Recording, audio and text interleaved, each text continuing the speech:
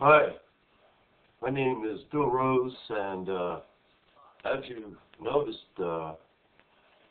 we lost 4 good officers recently in Oakland, California.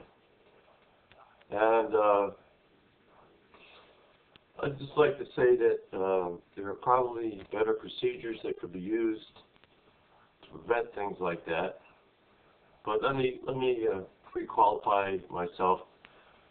I was a 911 worker in a police station, and I was a lieutenant investigator, supervisor in security.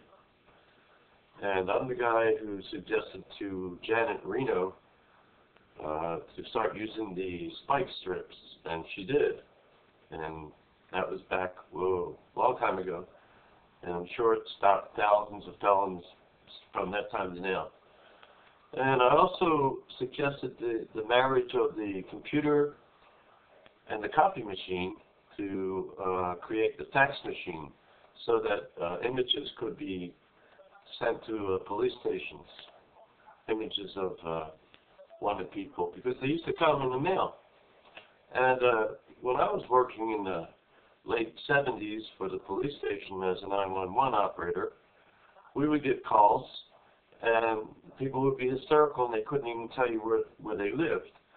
So I suggested to Bell Telephone to marry the computer with the telephone and a CRT screen, to generate the location where the phone call was being made. So I made a lot of good suggestions for law enforcement, and I have one to make today. And that is that when motorcycle officers stop a vehicle, let's say the vehicle's right here, this is the back end of the vehicle, instead of pulling up like this, turn the bike sideways like that, so that with the front end facing into the lanes of traffic, or so if they had to get back on, they could leave right away. Turn the bike perpendicular to the bumper of the suspect vehicle, get behind the bike, and use your loudspeaker and make them get out of the car with their hands up. And use the bike for cover. You know, I know that it's always been that the officers don't want the people to get out of the car for their own safety, et cetera, et cetera. But when you see when something happens like what happened in Oakland, you can see that a motorcycle officer doesn't really have that much cover. And if I was a motorcycle officer, that's what I would do. I would park my bike perpendicular to the suspect car, get behind it, order them out with the loudspeaker with their hands up, and have them sit down with their hands behind them.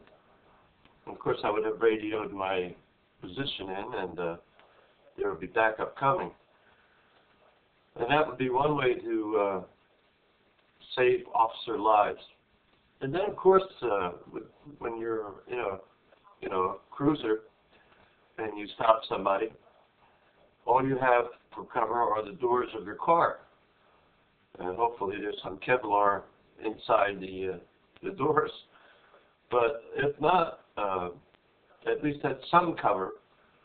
Nevertheless, the way things are getting to be, in my opinion, forget that, let the people sit in the car. You know, I would stand behind the door and order them out with their hands up and make them sit down. And I think anyone who would run from a police officer deserves to be shot in the legs. Then they won't run anymore. You know, anybody who would run from a police officer is stupid, you know, or very dangerous. And so they deserve to be stopped. I mean, you might think, oh, well, that's a little harsh.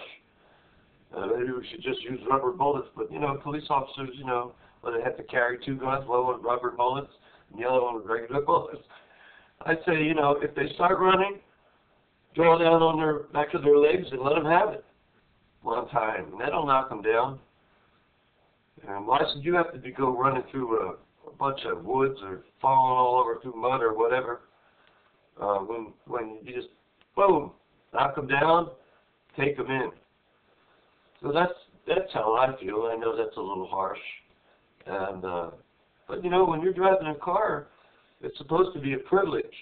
And when a police officer says, you know, do this or do that, and you don't do this or do that, you know, your rights just went out the window, in my opinion. Now, I'm not a lawyer, but, you know, like I said, I worked for the police, and I was a first lieutenant investigator in security, and I cracked a lot of cases.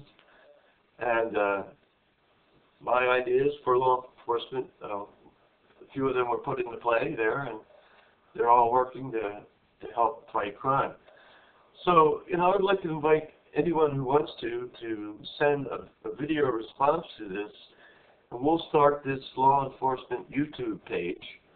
And I haven't decided what I'll call it yet, but you'll find it, and then you can send a response to what you think, or maybe your ideas or inventions or whatever, to help law enforcement so we can protect the people and save officer lives.